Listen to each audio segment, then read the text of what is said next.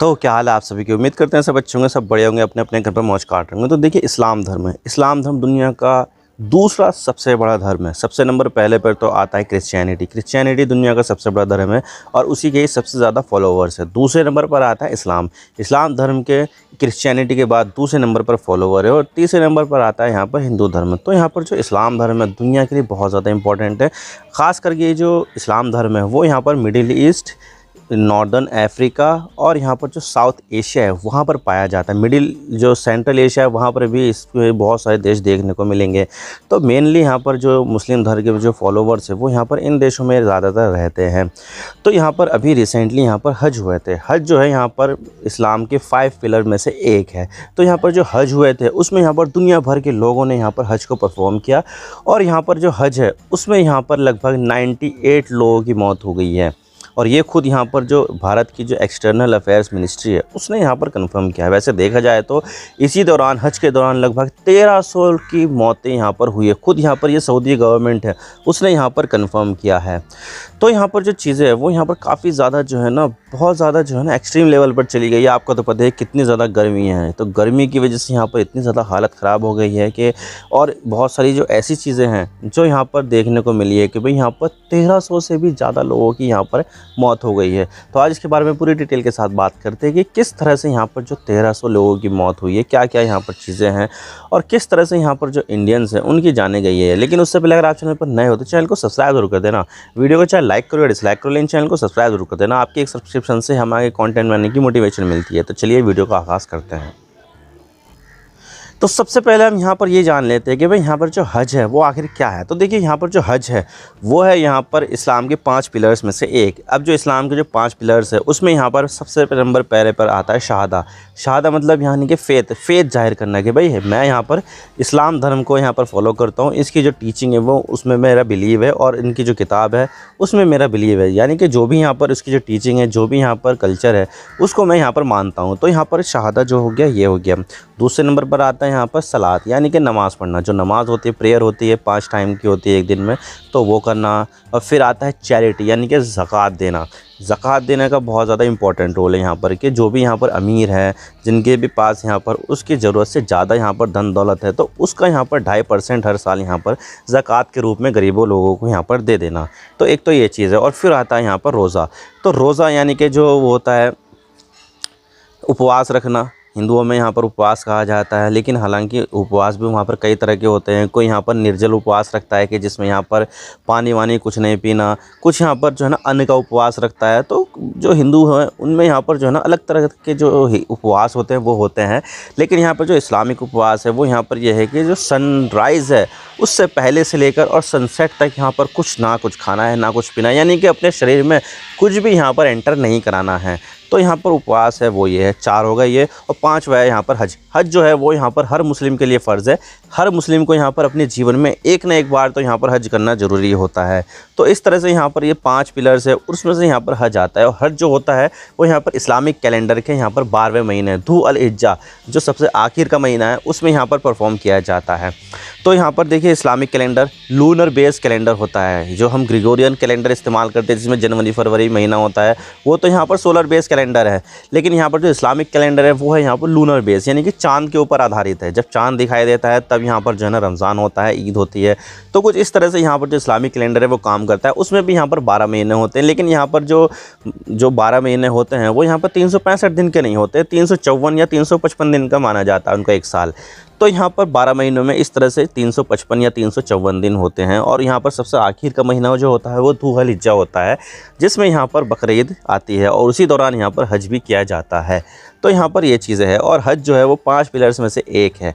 तो वो यहाँ पर किया जाता है सऊदी अरब के मक्का और मदीना शहर में, मीना के आसपास यहाँ पर जो है ना हज को परफॉर्म किया जाता है। और हर साल यहाँ पर सऊदी अरब में हज़ारों लाखों की संख्या में जो लोग आते हैं वो यहाँ पर देखने को मिलते हैं। और यहाँ पर उनको इंतज़ाम करने के लिए, उनके लिए अच्छी तरीके से अकोमोडेशन देने के लिए जो सऊदी सरकार है वो यहाँ पर जो है ना एक टेंट सिटी बना देती है। और ये मान लीजिए कि दुनिया की सबसे बड़ी टेंट सिटी है। वैसे देखा जाए तो दुनिया की सबसे बड़ी टेंट सिटी तो यहाँ पर कुंभ मेले में मानी जाती है, लेकिन कुंभ मेले में यहाँ पर हर 12 साल में देखने को मिलता है ना, लेकिन यहाँ पर जो हज है वो हर साल देखने को मिलता है। तो ऐसे में यहाँ पर जो टेंट सिटी है सऊदी अरब में दुनिया की सबसे बड़ी टेंट सिटी बन जाती है। और टेंट जो होते हैं वो ऐसे वैसे नहीं होते, बल्कि यहाँ पर एयर कंडीशन टेंट होते हैं। यहाँ पर उनके अंदर बिजली की फैसिलिटी होती है, वहाँ पर टॉयलेट बाथरूम की फैसिलिटी होती है और एसी की भी फैसिलिटी होती है, जिससे यहाँ पर जो टेंट होते हैं वो काफ़ी ज़्यादा हाईटेक माने जाते हैं। तो इस तरह से यहाँ पर जो टेंट है वगैरह वो किया जाता है। हज के दौरान यहाँ पर जो है ना काबा जो होता है उसके चारों तरफ यहाँ पर जो है ना चक्कर लगाए जाते हैं। साफ़ा और मारवा जो 2 पहाड़ है उनको यहाँ पर जो है ना चक्कर लगाया जाता है। और उसके बाद जो यहाँ पर जो डेविल रहता है उसके ऊपर यहाँ पर सिंबॉलिक तरीके से यहाँ पर जो है ना पत्थर मारा जाता है। तो इस तरह से यहाँ पर जो है ना हज किया जाता है।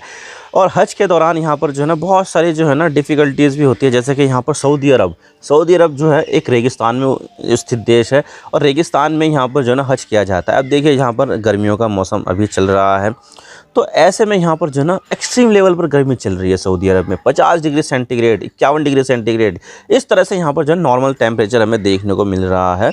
बहुत ज़्यादा जो है ना दिक्कतें यहाँ पर पेश आ रही है हज के दौरान। अब देखिए यहाँ पर हज के दौरान इतनी ज़्यादा भीड़ हो जाती है, तो क्राउड को कंट्रोल करने के लिए सऊदी अरब यहाँ पर जो है ना चीज़ें यहाँ पर काफ़ी ज़्यादा जो है ना करता है। जैसे कि यहाँ पर अगर सभी देशों को यहाँ पर बोल दिया कि भाई यहाँ पर जो है ना तुम जितनी मर्जी उतने लोगों को लेकर आ जाओ हज के लिए, तो इस तरह से जो पूरी की पूरी जो व्यवस्था है वो चरमरा जाएगी। इतने ज़्यादा रिसोर्सेज नहीं है वहाँ पर, इतनी ज़्यादा सड़कें नहीं बनी हुई और जो आसपास जो है ना प्लेन एरिया भी नहीं है, पहाड़ी एरिया है यहाँ पर काफ़ी देखने को मिलती है। तो ऐसे में यहाँ पर जो है ना पूरी व्यवस्था है वो सारी की सारी ख़राब हो जाएगी। तो ऐसे में जो सऊदी अरब है वो यहाँ पर हर देश को उसकी मुस्लिम आबादी के हिसाब से यहाँ पर कोटा दिया जाता है। तो कोटा जो होता है कि भाई यहाँ पर आप इस साल जो है ना इतने लोगों को भेज सकते हैं हज कराने के लिए। अब देखिए यहाँ पर जो सबसे ज़्यादा जो मुस्लिम आबादी वाला देश है और जो मुस्लिम आबादी सबसे ज़्यादा जो रहती है वो इंडोनेशिया में होती है। तो नॉर्मली वहाँ पर जो है ना सबसे बड़ा कोटा रहता है। तो यहाँ पर जो है ना 2,40,000 से भी ज़्यादा का कोटा था। दूसरे नंबर पर यहाँ पर पाकिस्तान है 1,79,000। फिर तीसरे नंबर पर यहाँ पर जो है ना इंडिया का नंबर आता है 1,75,000 का यहाँ पर जो है ना इंडिया को कोटा मिला हुआ था। और फिर यहाँ पर बांग्लादेश। तो इन देशों की जो मुस्लिम पॉपुलेशन है वो काफ़ी ज़्यादा है। साउथ एशिया में रहते हैं, तो साउथ एशिया में जो है ना मुस्लिम पॉपुलेशन बहुत ज़्यादा रहती है। तो इन देशों को यहाँ पर सबसे ज़्यादा कोटा दिया जाता है। अब जो इंडिया को कोटा मिला वो 1,75,000 का था, जिसमें से 1,40,000 तो हज कमेटी ऑफ इंडिया को दिया गया। तो हज कमेटी ऑफ इंडिया जो है ना वो नॉर्मली जो है ना लॉटरी के ज़रिए जो है ना वो विड्रॉ निकालती है कि भाई इस बार जो है ना किन किन लोगों को यहाँ पर हज पर भेजा जाएगा। तो वो लॉटरी के हिसाब से तय किया जाता है और उसकी जो फ़ीस होती है वो कम होती है। और जो बाकी के जो 25-35,000 है वो यहाँ पर दिया जाता है प्राइवेट टूर ऑपरेटर्स को, और वो अपने मनमाने हिसाब से यहाँ पर जो है ना महंगे रेट पर यहाँ पर जो हज की जो सीट है वो यहाँ पर बेचते हैं। तो प्राइवेट हज ऑपरेटर जो है वो इस तरह से यहाँ पर पैसा भी कमाते हैं। तो इस तरह से यहाँ पर जो है ना ये चीज़ें चलती हैं। अब देखिए यहाँ पर जो है ना कोटा दिया जाता है, तो बहुत सारे जो लोग हैं वो हज करने से यहाँ पर रह जाते हैं। तो ऐसे में यहाँ पर जो है ना वो लोग यहाँ पर दूसरे तरीके अपनाते हैं ताकि यहाँ पर जो है ना वो सऊदी अरब चले जाए और वहाँ पर जो है ना हज परफॉर्म किया जा सके। तो ऐसे में बहुत सारे जो देश है उनके जो लोग हैं वो यहाँ पर टूरिस्ट वीज़ा पर जो है ना सऊदी अरब आ जाते हैं कि भाई टूरिस्ट वीज़ा पर जाएंगे हम वहाँ पर और यहाँ पर जो है ना हज करके वापस आ जाएंगे, क्योंकि यहाँ पर हज कोटा के ज़रिए उनका नंबर तो आया ही नहीं है। तो ऐसे में वो टूरिस्ट वीज़ा पर जाते हैं। लेकिन यहाँ पर सबसे बड़ा मसला तो यही आता है कि जब टूरिस्ट वीज़ा पर कोई यहाँ पर हज करने जाता है तो वो यहाँ पर जो है ना हज पिलग्रिमेज में यहाँ पर जो है ना रजिस्टर्ड नहीं होता है, तो उसको यहाँ पर जो है ना कोई टेंट में नहीं मिलता है, ना ही कोई यहाँ पर जो है ना दूसरी सुविधाएं मिलती है। तो ऐसे में यहाँ पर उसको यहाँ पर जो है ना कहाँ सोना पड़ता है, अपना जो मैट है उस पर सोना पड़ता है और जो अपने छाता लेकर आया है उस पर यहाँ पर जो है ना इस्तेमाल करना पड़ता है, जिसकी वजह से वो काफ़ी ज़्यादा वल्नरेबल हो जाता है, क्योंकि यहाँ पर उसको पास एसी का एक्सेस नहीं है, दूसरी सुविधाएं नहीं है, उसके पास फ़ैन नहीं है, बिजली नहीं है। तो ऐसे में यहाँ पर जो है ना काफ़ी ज़्यादा वल्नरेबल हो जाता है वो। तो ऐसे में यहाँ पर उसकी जो मौत है वो इस तरह से यहाँ पर जो है ना हो जाती है। तो सबसे ज़्यादा जो यहाँ पर टूरिस्ट वीज़ा पर जो गए थे वो यहाँ पर इजिप्ट के लोग थे। लगभग 600 के आसपास यहाँ पर जो मौतें हुई है वो इजिप्ट से आने वाले लोगों की हुई है।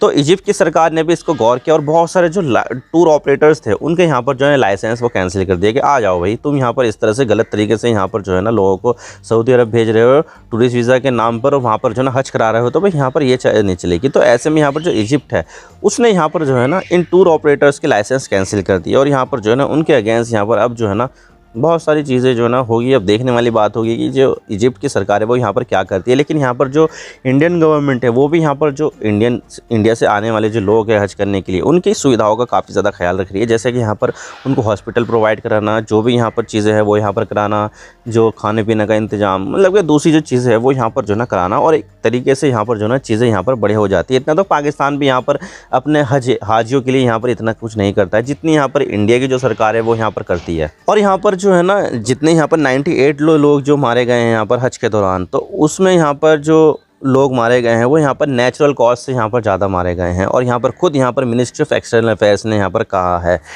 तो यहाँ पर जो लोगों की मौत हुई है इंडियंस की ख़ास तौर से, तो वो यहाँ पर जो है ना हीट वेव की वजह से, गर्मी की वजह से नहीं है, बल्कि यहाँ पर जो नेचुरल कॉज था उसकी वजह से हुई है। क्योंकि यहाँ पर जो ज़्यादातर जो हज करने के लिए जाते हैं वो यहाँ पर बुज़ुर्ग और जिनकी उम्र ज़्यादा होती है वो यहाँ पर हज करने के लिए जाते हैं, जिनके अंदर कुछ ना कुछ बीमारियाँ, जैसे कि आपको पता है कि उम्र के साथ साथ यहाँ पर लोगों के शरीर में बीमारियाँ भी हो जाती है। तो बहुत सारे जो लोग थे उनके अंदर बीमारियाँ थी, तो उनकी वजह से यहाँ पर उनकी वहाँ पर मौत हो गई है। तो सबसे बड़ा अब सवाल ये आता है कि भाई यहाँ पर जब मौत हो जाती है सऊदी अरब में, तो उनकी जो डेड बॉडी है उनका यहाँ पर क्या होता है। तो देखिए, जो डेड बॉडी होती है जो हज के दौरान यहाँ पर जिनकी मौत हो जाती है, तो उनकी जो डेड बॉडी होती है उनको यहाँ पर वहीं पर ही दफना दिया जाता है। सऊदी अरब में यहाँ पर उनको दफना दिया जाता है। वहाँ पर उनको जो मूल देश है वहाँ पर भेजा नहीं जाता है, बल्कि यहाँ पर हज के दौरान उनकी मौत हुई ना, तो सऊदी अरब में यहाँ पर उनको दफनाया जाएगा। और उसके लिए यहाँ पर उस देश के जो भी डिप्लोमेटिक मिशन है उसको यहाँ पर इन्फॉर्म कर दिया जाएगा, और फिर जो चीज़ें हैं वो यहाँ पर की जाएगी। और जो फैमिली है उनसे यहाँ पर नो ऑब्जेक्शन सर्टिफिकेट लिया जाएगा। ठीक है भाई, यहाँ पर हमें यहाँ पर उनकी डेड बॉडी की नहीं चाहिए, आप उसको वहीं पर ही दफना दो। तो इस तरह से यहाँ पर NOC मिलने के बाद वहीं पर ही उनको दफना दिया जाता है। तो आई होप आपको सारी बातें समझ में आ गई होगी किस तरह से यहाँ पर जो चीज़ें वो टर्न आउट हो रही है। और गर्मी की वजह से और जो बदइंतज़ामी है कुछ यहाँ पर, और कुछ यहाँ पर जो टूरिस्ट वीज़ा पर आ जाते हैं, तो उनके यहाँ पर वो काफ़ी ज़्यादा वल्नरेबल हो जाते हैं। तो इसकी वजह से यहाँ पर बहुत ज़्यादा डेथ देखने को मिली है। लेकिन देखा जाए तो जो इंडियंस है वो पिछली बार यहाँ पर 187 की डेथ हुई थी, लेकिन इस बार यहाँ पर 98 की डेथ हुई। तो यहाँ पर जो डेथ का जो रेट है वो इंडियंस के लिए यहाँ पर काफ़ी ज़्यादा कम हो, लगभग आधा ही कम हो गया है। तो आधी यहाँ पर पिछले साल के मुकाबले डेथ हुई है। तो ये भारत के लिए सही बात है। आई होप आपको सारी बातें समझ में आ गई होगी। वीडियो थोड़ा सा ये पसंद आए तो लाइक ज़रूर कर देना, और चैनल पर नए हो तो चैनल को सब्सक्राइब जरूर कर देना। आपके एक सब्सक्रिप्शन से हमें आगे कंटेंट बनाने की मोटिवेशन मिलती है। Thank you for watching. I really appreciate your precious time. God bless you all. Now signing off.